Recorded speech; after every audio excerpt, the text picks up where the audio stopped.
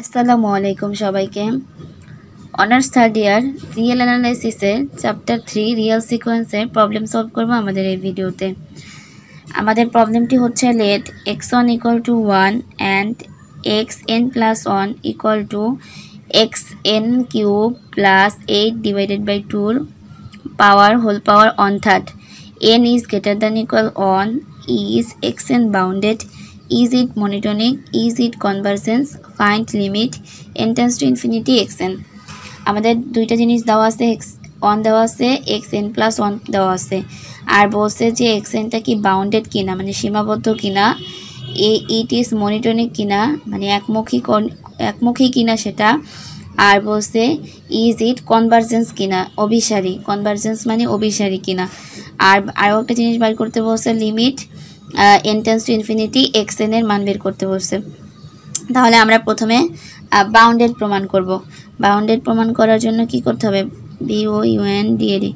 প্রথমে আমরা বাউন্ডেড প্রমাণ করব। তাহলে তুলে নিই, দেখো গিভেন প্রথমে আমাদের কি দেওয়া আছে, x1 ইকুয়াল টু দেওয়া আছে 1। এখন এই 1টাকে আমরা বলতে পারি 1 2 এর থেকে ছোট। বাউন্ডেড মানে আমরা আবদ্ধ করব, সীমাবদ্ধতা করব।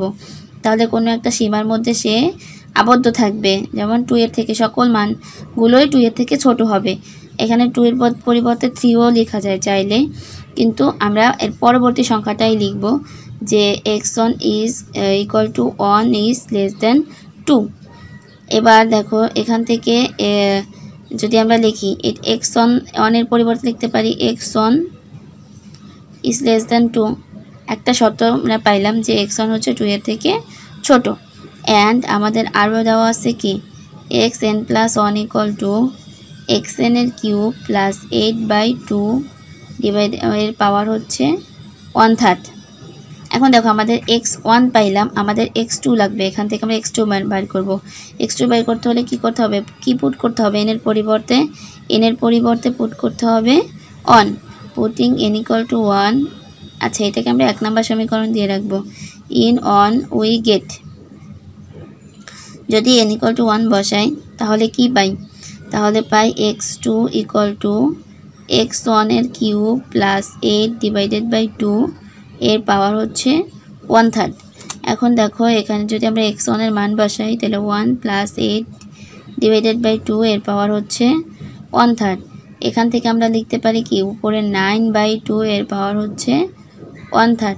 দেখো 9/2 হচ্ছে 8 এর থেকে ছোট, এটা লিখতে পারি 1/3। কেন 8 লিখবো, কারণ আমাদের 2 বানাইতে হবে, আর 2 এর উপরে কিউব দিতে পারি আমরা, কিউব আর 1/3 কাটাকাটি যাবে, তাহলে আমরা 2 পাবো। সেই 2 বানানোর জন্য আমরা 8 লিখলাম। তাহলে এখান থেকে আমরা বলতে পারি কি, অতএব x2 is less than equal 2 এর পাওয়ার 8, 2 এর পাওয়ার 3, আর তার হোল পাওয়ার হচ্ছে 1/3। তাহলে এখান থেকে পাচ্ছি x2 ইজ লেস দেন 2। এখানে 1/3 আর এটা কাটা যায়। এখন সাপোজ আমরা ধরে নিচ্ছি ASU, সাপোজ এইভাবে করে x1 2 এর থেকে ছোট, x2 2 এর থেকে ছোট, x3 2 এর থেকে ছোট, তাহলে ডট xnও 2 এর থেকে ছোট, এটা বলতে পারি। তাহলে এখান থেকে আমরা কি করতে পারি, উভয় পাশে আমরা কিউব করব। আমরা এই সমীকরণটার সাথে মিল করব। আমরা এই সমীকরণটার সাথে মিল বানানোর জন্য প্রথমে xn এর কিউব আছে, তাহলে xn এর কিউব করব। উভয় পাশে কিউব করলে 2 এর কিউব, উভয় পাশে কিউব করে দিলাম, ঠিক আছে। তাহলে আমরা এখান থেকে কি পাচ্ছি, এখান থেকে পাচ্ছি xn এর কিউব ইজ লেস দেন হচ্ছে 8। এখন আমরা উভয় পাশে যদি 8 করে যোগ করি, কারণ হচ্ছে আমাদের এখানে দেখো xn এর কিউব প্লাস 8 ছিল, তার জন্য এখানে আমরা 8 যোগ করব।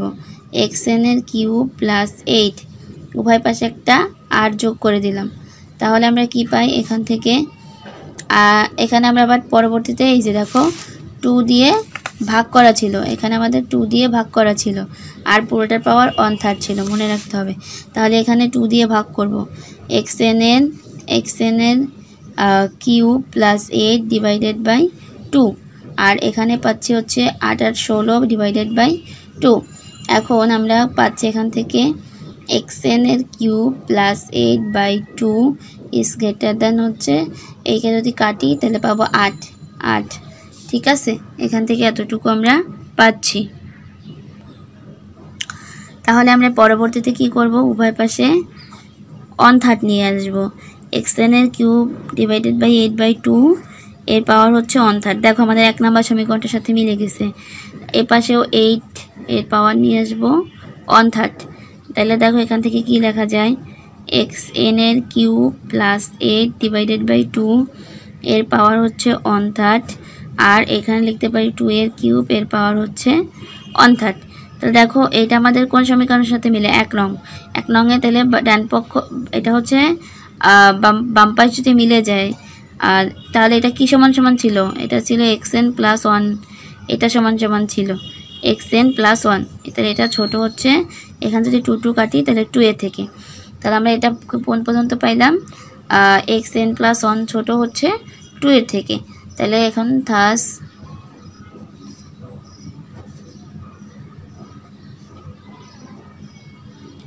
বাই ম্যাথমেটিক্যাল কি পাই আমরা পাই xn ইজ গ্রেটার দ্যান 2, যেটা আমরা ধরে নিব সবসময় সেটা ইকুয়াল টুই লিখব, for all n belong to n, for all n belong to n। এবার দেখো এইটা আমরা লিখতে পারি, অতএব xn ইজ বাউন্ডেড, অতএব xn ইজ বাউন্ডেড। তাহলে আমরা বাউন্ডেড প্রমাণ করলাম। এখন সেকেন্ডে আমাদের বলছিল যে মনিটনিক কিনা, সেই মনিটনিকটা বের করতে। তাহলে চলো আমরা এবার এখন মনিটনিক কিনা সেটা বের করব। তাহলে মনিটনিকের জন্য প্রথমে কি আমাদের গিভেন কি দেওয়া ছিল xn ইকুয়াল টু দেওয়া ছিল 1, আর একটা দেওয়া ছিল xn plus 1 equal to xn এর কিউব প্লাস 8 ডিভাইডেড বাই 2 এর হোল কিউব ডিভাইড বাই 1/3, পাওয়ার হচ্ছে 1/3। এটা ছিল আমাদের 1 নম্বর সমীকরণ। এটাকে আমরা এখানেও 1 নম্বর সমীকরণ দিলাম, 2 নম্বর সমীকরণ দিলাম। ঠিক আছে, এটাকে আমরা এখানে দিব 2 নম্বর সমীকরণ। তাহলে এখন আমরা এখানে কি করতে পারি, এই 2 নম্বরে যদি আমরা x এর মান n এর মান 1 বসাই তাহলে x2 pi. putting n equal to 1 into we have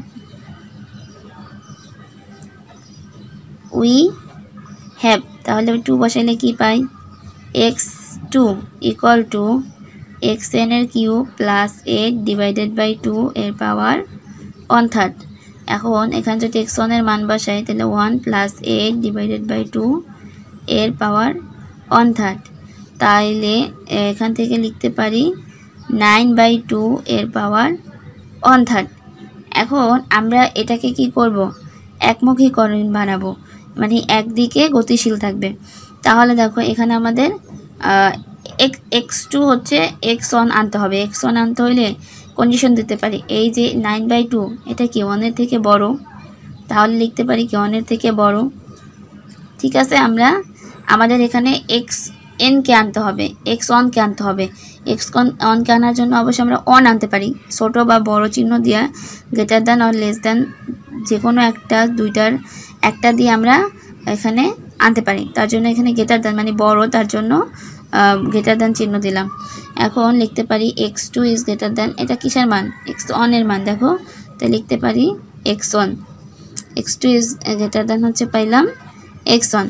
এখন তাহলে ধরতে পারি x2, এখানে x2, x3 is greater than হবে x2, x4 is greater than হবে x3, x5 is greater than হবে মানে x4। তাহলে এভাবে করে প্রত্যেকটা, মানে এখানে একটা বেশি থাকবে এখানে কম থাকবে। এখানে লিখতে পারি n+1, এটা যদি n+1 হয় এটা হবে n। তাহলে আমরা সাপোজ একটা জিনিস ধরে নিচ্ছি, suppose xn+1 is greater than হচ্ছে xn, এটা বলতে পারি এখান থেকে।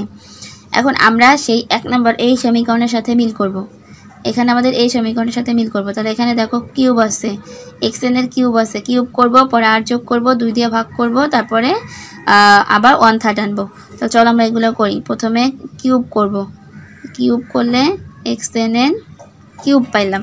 ঠিক আছে, এখন দেখো আমরা উভয় পাশে কি করব, 8 যোগ করব xn প্লাস 1 এর cube plus 8 is greater than হচ্ছে xn এর কিউব প্লাস 8।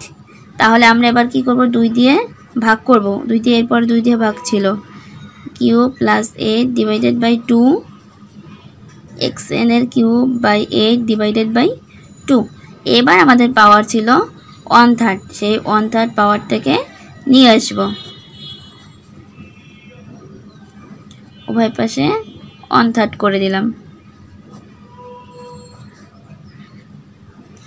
ঠিক আছে, তাহলে দেখো এটা লেখা যায় কি xn প্লাস 1 আছে, তাহলে xn প্লাস 2 এটা, আর এটাকে লেখা যায় xn আছে, তাহলে xn প্লাস 1 যা থাকবে তার থেকে 1 বেশি, তাহলে এটা পাইলাম। আর আমাদের তাহলে পুরোটা কি পাইলাম, আমরা ধরছিলাম xn plus 1 is greater than ছিল xn, এটা সমান সমান পাইছি xn plus 2 is greater than xn plus 1, xn plus 1। তাহলে ম্যাথমেটিক্যাল ভাবে লিখতে পারি কি বাই ম্যাথমেটিক্যাল আমরা যেই লাইনটা ধরছিলাম সেটা লিখব কি, সাপোজ দিয়ে কি ধরছিলাম xn plus 1 is greater than হচ্ছে xn for all n belong to n হবে। ঠিক আছে, for all n belong to n, তাহলে বলতে পারি xn is a monotonic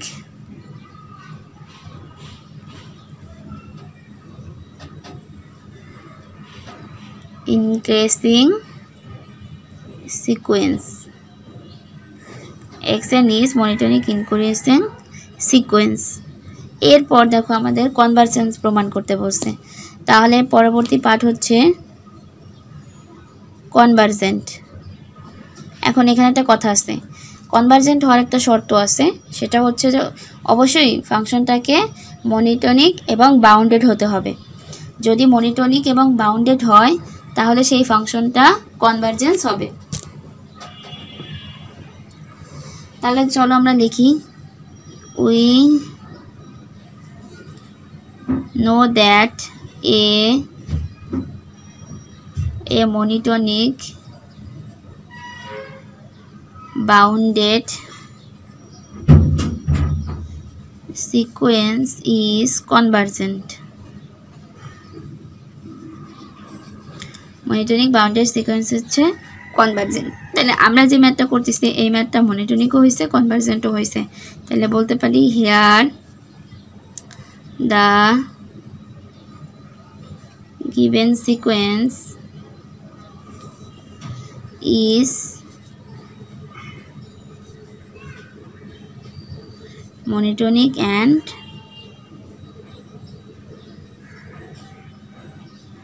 bounded, so তাহলে বলতে পারি it is convergent।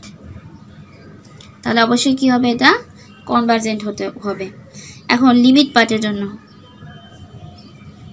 Limit part আমরা প্রথমে ধরে নিব let limit n tends to infinity xn equal to ধরবো n, ইকুয়াল টু কি ধরবো l, আর একটা ধরবো limit n tends to infinity xn plus 1 equal to হচ্ছে কি l, আমরা ধরে নিচ্ছি।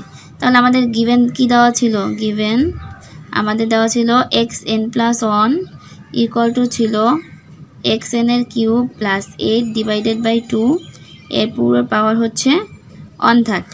এখন আমরা উভয় পাশে যদি কিউব করে দিই তাহলে কি হয়, xn প্লাস 1 এর কিউব ইকুয়াল টু xn এর cube plus 8 divided by 2, xn এর কিউব প্লাস 8 ডিভাইডেড বাই 2 পাইলাম। তাহলে আমরা 2 দিয়ে যদি গুণ করি তাহলে 2xn প্লাস 1 এর কিউব ইকুয়াল টু পাচ্ছি xn এর কিউব প্লাস 8। এখন আমরা উভয় পাশে লিমিট নিয়ে আসব, limit n tends to infinity 2xn plus 1 এর cube equal to limit n tends to infinity xn এর কিউব 8। ঠিক আছে, এটা আমরা লিমিট নিয়ে আসলাম। এখন আমরা এখানে ধরে নিয়েছিলাম কি লিমিট n+1 হবে l, তাহলে এটা থাকবে 2 আর l এর কিউব, কারণ n+1 হচ্ছে l আর তার উপরে কিউব, আর এখানে লিমিট n কিউবকে ধরছিলাম আমরা l, তাহলে l এর কিউব প্লাস 8, এটা হচ্ছে আমরা পাইলাম। এখান থেকে লিখতে পারি 2l cube minus l cube minus 8 equal to 0, 2l cube minus l cube equal two 0। তাহলে এখানে পাই দুইটা থেকে একটা, তাহলে l কিউব মাইনাস 8, 8কে লেখা যায় 2 এর কিউব ইকুয়াল টু 0, 8কে লেখা যায় 2 এর কিউব ইকুয়াল টু 0। এখন এখানে দেখো a কিউব মাইনাস b কিউবের সূত্র পড়ে, a কিউব মাইনাস b কিউবের সূত্র কি, a minus b a square plus ab plus b square, a square plus ab plus b square. তাহলে এখানে সেম সূত্র, a মাইনাস b মানে কি l মাইনাস 2 আর l স্কোয়ার, a স্কোয়ার মানে l স্কোয়ার প্লাস ab মানে 2l plus b square মানে 2 এর স্কোয়ার পড়লে 4 ইকুয়াল টু হচ্ছে কি 0। ঠিক আছে, এখান থেকে আমরা দুইটা জিনিস লিখতে পারি যে l মাইনাস 2 ইকুয়াল টু 0 और l square plus 2l plus 4 equal to হচ্ছে 0। তাহলে l এর মান পাইলাম হচ্ছে 2, l এর মান একটা পাইলাম 2, আর এখান থেকে আমরা কিভাবে বের করতে পারি, এখান থেকে আমরা বের করতে পারি মানটা, সেটা হচ্ছে l এর মান বের করার জন্য যে x equal to minus b plus minus root over b square minus 4ac divided by 2 এই সূত্র দিয়ে করব।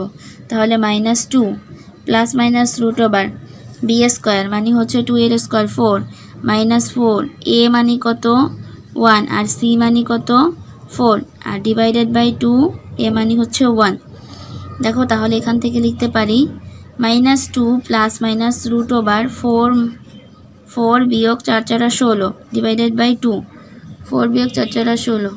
ঠিক আছে, এখন দেখো minus 2 plus minus root over কত হয় minus 12 divided by 2।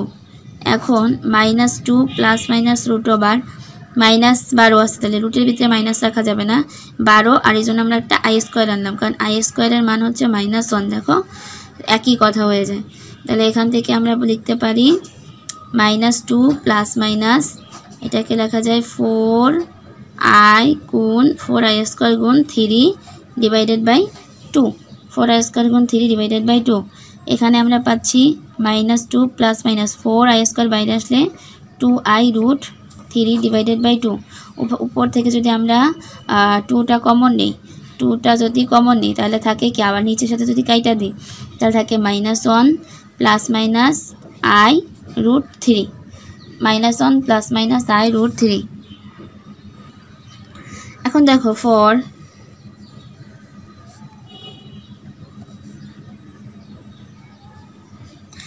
Real sequence l equal to -1 plus minus i root 3 আর নট অ্যাকসেপ্টেবল, কারণ এটা অ্যাকসেপ্ট হবে না।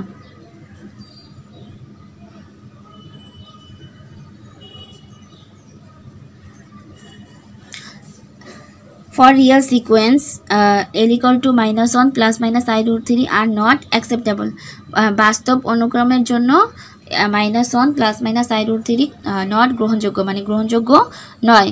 কারণ হচ্ছে এটা আমাদের দেখো ইমাজিনারি পার্ট চলে আসছে, আর বাস্তব অংশেতে আমাদের একটা বাস্তব সংখ্যা লাগবে, যেহেতু এটা অবাস্তব সংখ্যা তার জন্য এটা গ্রহণযোগ্য হবে না। তাহলে আমরা উত্তর পাচ্ছি কি, therefore limit n tends to infinity xn সমান পাচ্ছি l equal to পাচ্ছি 2, l এর মান আমরা যে প্রথমটা পাইছি এটা হচ্ছে 2, এটাই হচ্ছে আমাদের অ্যান্সার।